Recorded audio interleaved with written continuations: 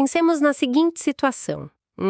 Estamos no meio de uma pista de patinação no gelo. Aham. O ar é super gelado, a superfície é lisa, escorregadia, tipo, impossível de dominar. Uma tensão total. Exato. As pernas começam a tremer, o coração acelera de um jeito que a respiração fica curta, sabe? Bem superficial. Sim, o corpo inteiro reage. E a mente grita, entra em alerta máximo, avisando que há um perigo iminente. E a única vontade racional que parece existir na hora é sair correndo dali. Fugir daquela superfície o mais rápido possível. Pois é, mas o detalhe, e isso é louco, o único perigo real nessa situação toda é o próprio ego sofrendo uma queda, né? Com certeza. Não tem nenhum predador ali. Nenhuma ameaça de vida. É fascinante como a nossa biologia reage a um simples tropeço no gelo ou, sei lá, a um e-mail atravessado no trabalho, com o mesmo desespero que usaria para nos salvar de um ataque na savana. É o mesmo mecanismo operando. E é exatamente essa mecânica interna que vamos desvendar em nosso mergulho profundo de hoje. Sejam todos muito bem-vindos. Eu estou super animada para nossa análise. Eu também. É um tema excelente para explorarmos hoje. Nossa missão nesta análise é explorar as anotações de um curso muito interessante chamado Construindo Resiliência. Ministrado pela Luana Marques. Isso. E o que temos em mãos não tem absolutamente nada a ver com aquelas frases prontas de para-choque de caminhão, sabe? Aquela coisa de pensamento positivo o tempo todo. Aquela ideia quase tóxica de que basta sorrir para que os problemas desapareçam magicamente. Exatamente. Ficar sorrindo para a parede. Não é isso. Estamos falando da engenharia do STESS. O grande gancho aqui, a mudança de paradigma para quem nos ouve, é entender que a resiliência não é um dom genético. Não é um talento inato. Não. Não é um traço de personalidade mágico que alguns felizardos simplesmente possuem. É uma força mental. Um músculo. Isso, um músculo, que pode e deve ser esculpido por todos nós. E essa distinção inicial estabelece um terreno muito sólido para nossa análise. Porque em uma sociedade que parece operar em um estado crônico de alerta, entender a arquitetura biológica por trás das nossas reações emocionais é o passo primordial. Para não ficarmos reféns da nossa própria mente, né? Exatamente. É o primeiro passo para abandonarmos essa posição de reféns. O material propõe uma jornada muito pragmática. Quando a gente desmistifica a ansiedade, retiramos o peso do julgamento moral dela. Isso é muito importante. A culpa, sabe? Sim. Deixamos de encarar a ansiedade como uma falha de caráter ou uma fraqueza pessoal, e passamos a compreendê-la como um processo neurológico padrão. Uma máquina operando. Exato. E por ter um mecanismo claro de funcionamento, também requer um gerenciamento ativo, um treinamento contínuo. Não dá para simplesmente ignorar. Não. Não se trata de apagar a ansiedade com uma borracha, mas de aprender a pilotar a máquina que a produz. Ok, vamos desvendar isso. Porque precisamos abrir o capô dessa máquina para entender as peças. E o texto faz isso muito bem ao mapear um verdadeiro campo de batalha que acontece dentro das nossas cabeças o tempo todo. O que é fascinante aqui é como essa regulação emocional depende de um equilíbrio muito delicado. Sim. De um lado da trincheira temos o córtex pré-frontal, que é o nosso cérebro pensante, a sede da lógica. A parte mais moderna do cérebro. Exato. E do outro lado existe o sistema límbico, que abriga a famosa amígdala. Ela opera como o nosso centro emocional, processando os estímulos externos e disparando ordens físicas para o corpo. Uma divisão clara de tarefas. Mas sabe, me veio uma imagem agora que não está no texto, mas acho que ajuda muito a visualizar essa simetria. Diga. Podemos pensar no córtex pré-frontal como o CEO de uma grande corporação. Interessante. Esse CEO está lá, na sua sala silenciosa, analisando planilhas complexas, projetando cenários futuros, tomando decisões superponderadas. Focado no longo prazo. Isso. E a amígdala, por sua vez, seria o sistema de alarme de incêndio do prédio inteiro. Nossa, perfeita essa analogia. Só que o problema é que, se esse alarme dispara a cada 5 minutos, berrando e piscando luzes vermelhas cegantes na cara de todo mundo, o CEO simplesmente fica paralisado. Ele não consegue trabalhar. Ele não tem como pensar com esse barulho. A lógica é inteiramente engolida pelo barulho do alerta de sobrevivência. É bem isso que acontece com a gente, não é? É exatamente isso. E essa dinâmica entre o CEO e o alarme tem raízes evolutivas e metabólicas muito profundas. É biologia pura. Sim, a razão pela qual o alarme de incêndio frequentemente silencia o CEO não é um defeito de fábrica, mas sim uma medida drástica de segurança. Como assim? O córtex pré-frontal é uma região metabolicamente caríssima para o organismo humano. Ponderar, analisar o contexto, projetar o futuro, tudo isso consome muita glicose. Gasta muita energia, né? Muita energia.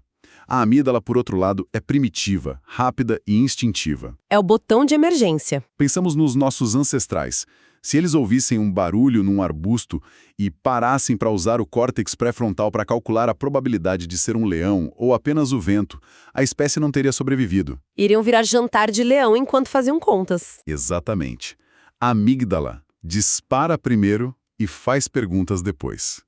Ela literalmente redireciona o fluxo sanguíneo do cérebro pensante para as extremidades do corpo. Preparando os músculos para correr ou para brigar. Isso, preparando para a fuga ou para a luta. É por isso que, durante um pico de estresse, literalmente não conseguimos raciocinar com clareza. O cérebro desligou o CEO temporariamente. Tipo, cortou a energia da sala dele. Exato. E o que a autora propõe não é arrancar os fios do alarme de incêndio da parede, pois a gente ainda precisa dele. O objetivo central é desenvolver o que chamamos de flexibilidade cognitiva. Ok, mas como podemos definir essa flexibilidade de forma prática? Porque, soa como um daqueles termos que os acadêmicos adoram usar, mas que a gente precisa traduzir para o dia a dia. Claro, a flexibilidade cognitiva é essencialmente a capacidade do cérebro de apertar o botão de pausa do alarme por 1 milissegundo. Só uma pausazinha. Isso. E pedir uma segunda opinião ao CEO. É a habilidade de transitar rapidamente de uma resposta puramente emocional para uma avaliação contextualizada. Entendi. Em vez de acreditar cegamente no alarme que diz que estamos em perigo mortal, a flexibilidade permite que a mente analise os dados e conclua que, o alarme disparou, mas foi apenas uma torrada que queimou na copa do escritório. Não precisamos evacuar o prédio inteiro.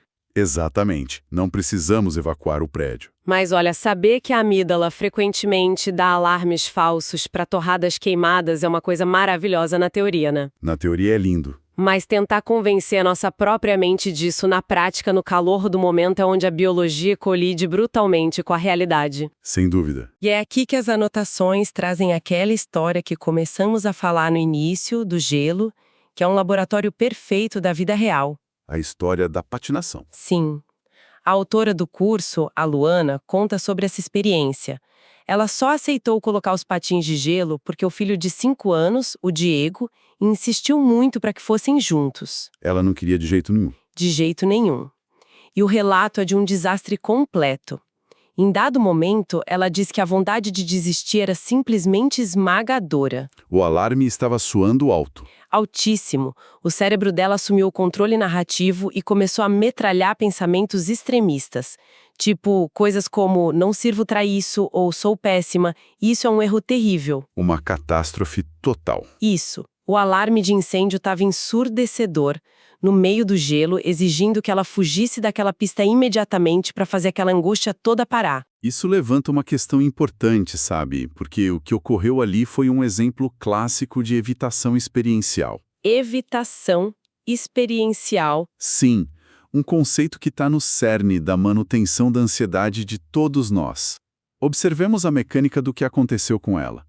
Diante de uma situação desconfortável e de uma inaptidão que era temporária, o cérebro dela interpretou a frustração como uma ameaça existencial. Como se ela fosse morrer caindo no gelo. Exato. O cérebro congelou. Quando a mente fica rígida e é dominada pela amígdala, o impulso humano primário é a fuga. Queremos sair do gelo para que o desconforto pare logo. Fugir para um lugar quentinho e seguro. E a armadilha gigante aí é que a fuga realmente funciona no curto prazo. Quando fugimos do que nos causa angústia, sentimos um alívio imediato incrível, O sistema nervoso relaxa. A sensação de alívio de sair da situação ruim. Sim. No entanto, o custo disso em longo prazo é devastador. Ao fugirmos, reforçamos para a amígdala que havia de fato um perigo de vida ali, tornando esse alarme ainda mais sensível para a próxima vez. Caramba, a gente treina o alarme para ser pior. Sim, a rigidez mental nos mantém presos em uma bolha ilusória, onde a gente passa a acreditar que o mundo precisa ser perpetuamente confortável para que possamos estar bem. Mas espera aí, deixe-me colocar uma lente um pouco mais crítica nessa situação toda. Claro, vamos lá. Nós temos toda essa explicação biológica, detalhando como a amígdala inunda o corpo com hormônios do estresse, certo? E como essa vontade de fugir é literal, é fisiológica.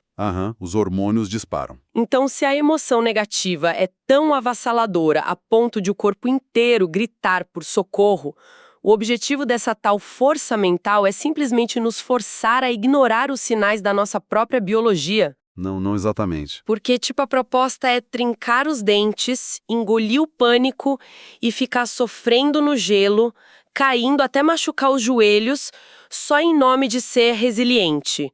Porque se for apenas a repressão bruta do medo, isso me soa muito como uma tortura autoprovocada, não como um exercício saudável. Essa sua crítica é perfeitamente válida e nos ajuda a esclarecer um ponto vital do material. A resiliência, sob essa ótica da flexibilidade cognitiva, não tem absolutamente nada a ver com a repressão ou com a negação do medo. Não é para fingir que não tá com medo? De forma alguma, ignorar os sinais do corpo seria apenas outra forma de rigidez mental. A chave não é abafar a emoção, mas sim reestruturar a interpretação que estamos dando ao evento naquele momento. Como a gente lê a situação. Isso! A mente rígida sofre do que chamamos de pensamento dicotômico. O famoso pensamento tudo ou nada. O cérebro decreta, eu caí, logo sou um fracasso completo. Ponto final. Sem meio termo. Sem meio termo. E essa interpretação extremista é o que gera o pânico. A flexibilidade cognitiva não nos pede para fingir que cair no gelo é super agradável. Ela nos ensina a ampliar a lente da observação. É mudar o foco. É a transição de eu sou péssimo nisso para algo como, bom, é evidente que isso é difícil e que estou caindo, pois é a primeira vez em toda a minha vida que coloco lâminas nos pés e tento deslizar no gelo. Faz todo sentido. Percebe a diferença monumental nessa mudança? Muito. O fato físico é exatamente o mesmo, né? A queda no gelo. Mas o ato de inserir um contexto reescreve o significado da experiência toda. Exato. O córtex pré-frontal contextualiza a situação e isso, por si só, começa a baixar os níveis de cortisol e de alerta da amígdala. É uma mudança de narrativa que, no fundo, neutraliza a ameaça do momento. Exato. E olha, o contraste mais fascinante dessa história da Luana estava acontecendo a poucos metros de distância dela, na figura do pequeno Diego, que tinha só 5 anos de idade. O filho dela. Sim. Enquanto uma adulta, uma especialista super gabaritada, lutava contra uma crise existencial e contra a rigidez do próprio cérebro ali na pista, a criança estava caindo dezenas de vezes no mesmo gelo. E adivinha? Continuava sorrindo. Não estava nem aí. O Diego não interpretava a queda como uma ofensa ao caráter dele. Para aquela mente de 5 anos, a falha era apenas a física do aprendizado operando ali em tempo real. A tentativa e erro. O material aponta algo belíssimo sobre isso.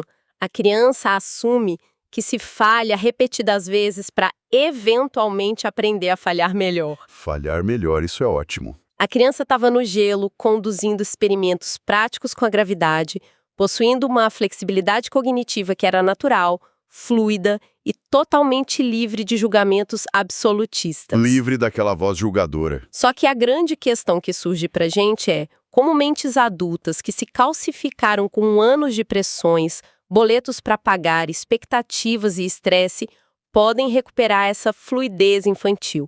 O curso sugere que não existe atalho, né? Exige um esforço colossal. Exige um esforço direcionado e muito embasado no que a neurociência chama de neuroplasticidade. A mente infantil, como a do Diego, é naturalmente plástica. Ela ainda não formou os caminhos neurais rígidos de evitação que nós, adultos, acumulamos ao longo de tantas décadas. A gente vai cimentando as rotas, né? Exatamente. Cimentamos rotas ruins. Para recuperar essa capacidade, o texto foca em 2 pilares bem claros. Quais são? Primeiro, as habilidades práticas de regulação emocional.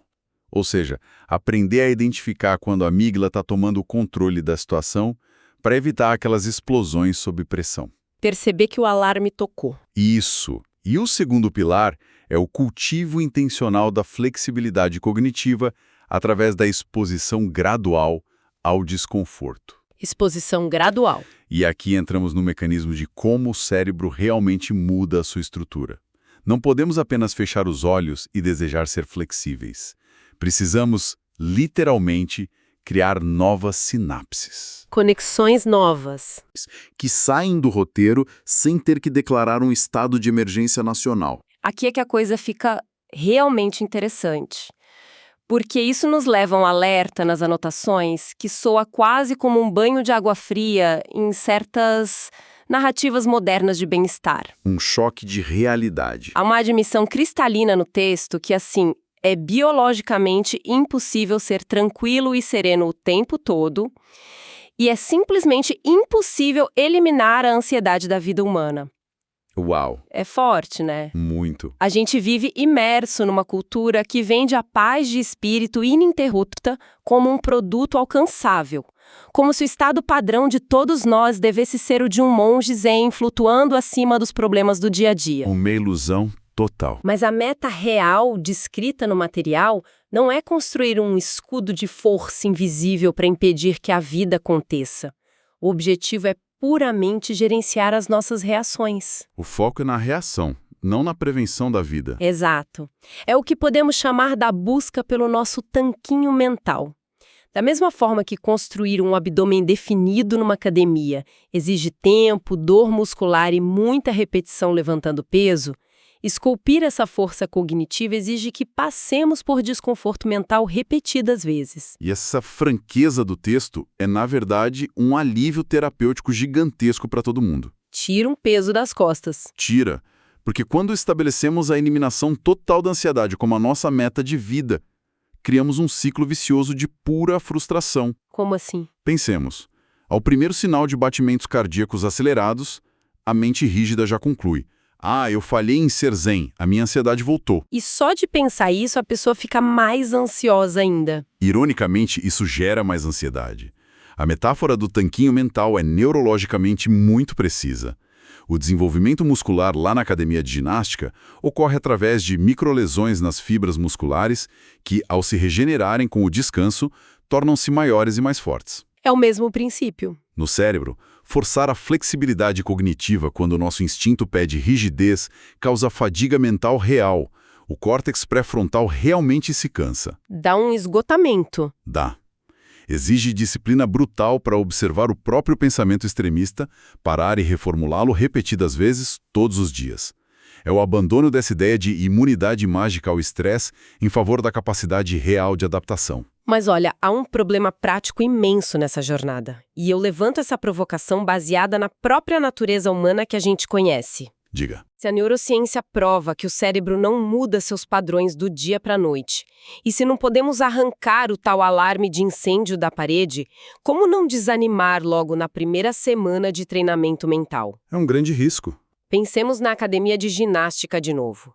A maioria das pessoas desiste no primeiro mês porque o corpo dói muito e o espelho simplesmente não mostra resultado nenhum ainda. O resultado demora. Demora. Com um tanquinho mental, o risco não é igualzinho? Alguém tenta aplicar essa flexibilidade, tenta reestruturar o pensamento no meio de uma crise no trabalho, mas a amígdala continua berrando, o suor frio continua escorrendo.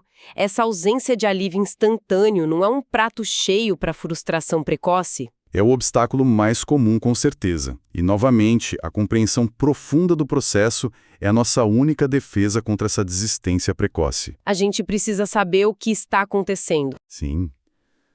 Na psicologia da aprendizagem, existe um conceito muito bom chamado de incompetência consciente. Incompetência consciente. É aquele estágio muito incômodo em que tomamos consciência dos nossos padrões rígidos, entendemos exatamente o que precisamos fazer para mudar, mas ainda não possuímos a fluência para executar a mudança com facilidade. Ah, a gente sabe o que fazer, mas não consegue fazer direito ainda. Isso.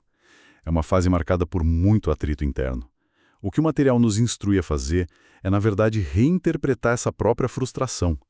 Quando a amígdala continua berrando enquanto tentamos reformular o pensamento, isso não é um sinal de que o exercício falhou. Não é um erro. Não. Esse atrito, esse desconforto extremo de não ceder à reação emocional automática de sempre, é literalmente a evidência de que a musculação está acontecendo lá no nível sináptico. Nossa, o músculo tá rasgando para crescer. Exato. Cada vez que sustentamos essa pausa, por mais dolorosa que ela seja no momento, estamos dizendo ao cérebro, olha, o caminho antigo e rápido da fuga não serve mais. Vamos pavimentar essa via mais longa e racional. Que é a via do córtex. Sim. E com a repetição implacável, o princípio neurocientífico de que neurônios que disparam juntos, conectam-se juntos, entra em ação total. Eventualmente, os caminhos neurais flexíveis tornam-se mais espessos, mais rápidos e passam a ser a nova via de menor resistência do cérebro. É a persistência transformando a biologia através da força do hábito. Perfeitamente resumido. E então, o que tudo isso significa quando olhamos para a origem desse aprendizado? Talvez o aspecto mais acolhedor de todo esse material venha na revelação de onde essas técnicas todas, que hoje são tão dissecadas em laboratórios de ressonância magnética, começaram a tomar forma na vida da autora. Essa parte é surpreendente. É lindo!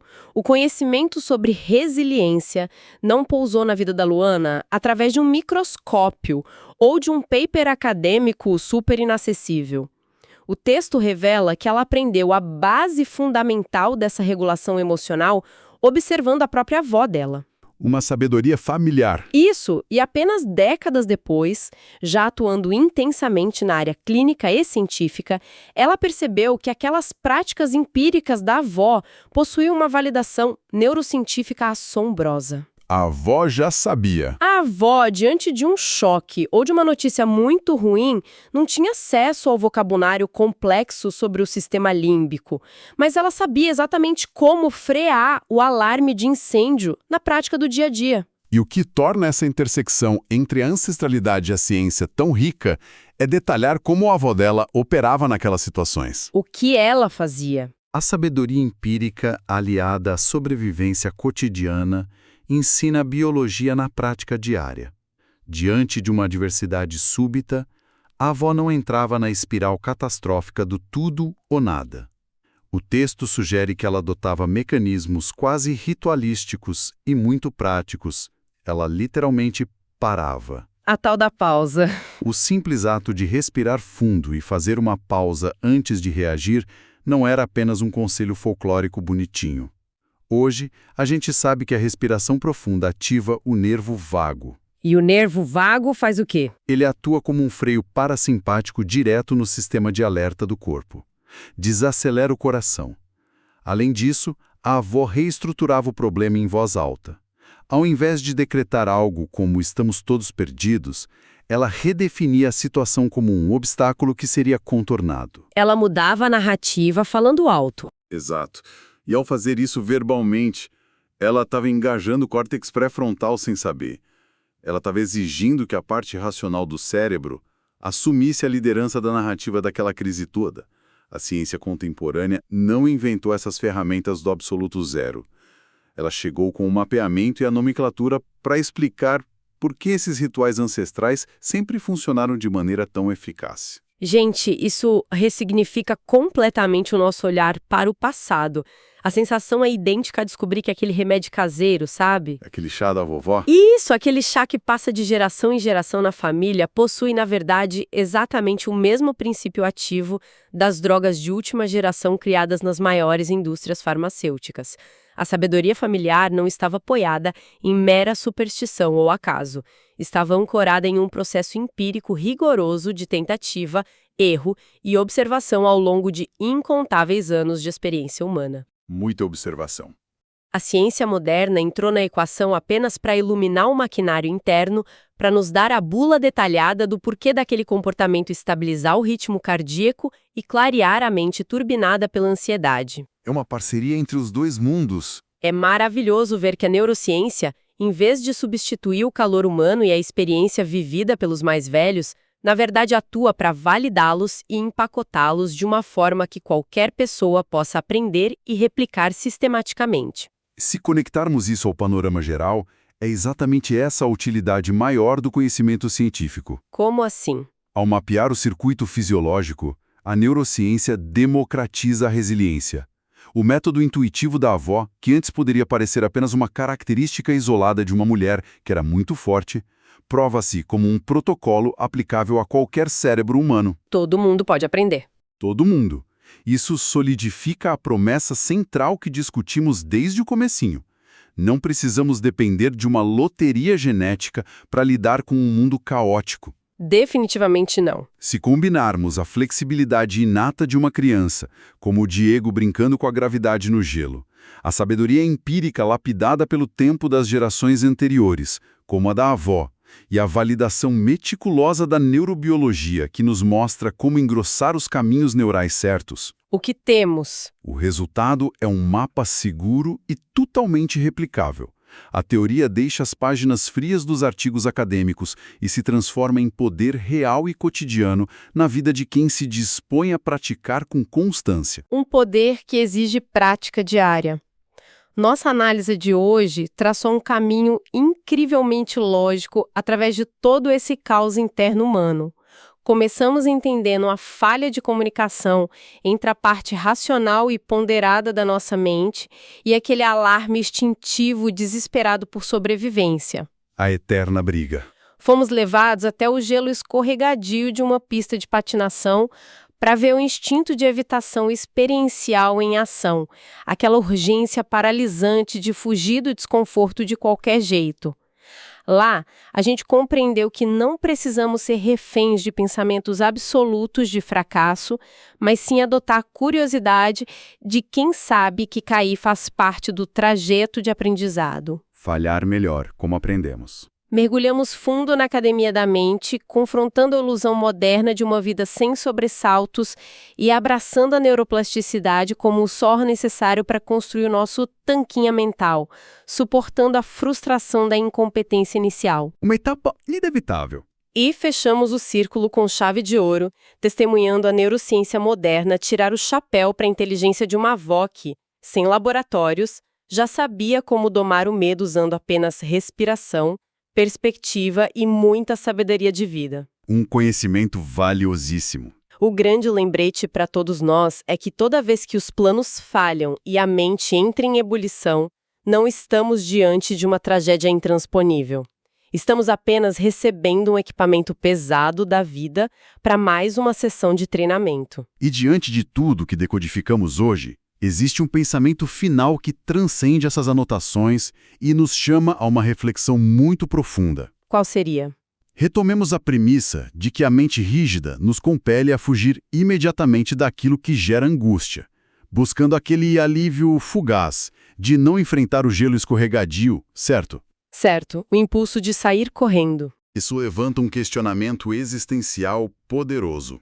Se passamos anos, ou mesmo décadas, moldando as nossas rotinas única e exclusivamente para evitar o disparo prematuro do nosso alarme interno, quais oportunidades gigantescas, relacionamentos profundos ou simplesmente as melhores fases da nossa própria história estão neste exato momento presas, escondidas, logo atrás dessa imensa parede de ansiedade? Nossa. E o que aconteceria com a nossa jornada se decidíssemos usar um pouco de flexibilidade cognitiva para finalmente atravessar essa cortina de fumaça? Caramba, é o tipo de reflexão que altera completamente a forma como a gente encara o próximo frio na barriga, sabe? Totalmente. Muda a perspectiva. Vê o medo não mais como um muro de tijolos impenetrável, mas como um nevoeiro que, embora atrapalhe bastante a visão, pode sim ser atravessado com passos firmes e conscientes. É exatamente isso. É com essa provocação inquietante que encerramos nossa análise de hoje.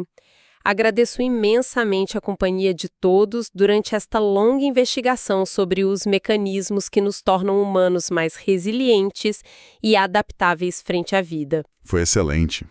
Um prazer enorme. Que todos nós possamos continuar exercitando a nossa mente com bastante paciência frente aos tombos diários e encontramo-nos no nosso próximo mergulho profundo. Até a próxima!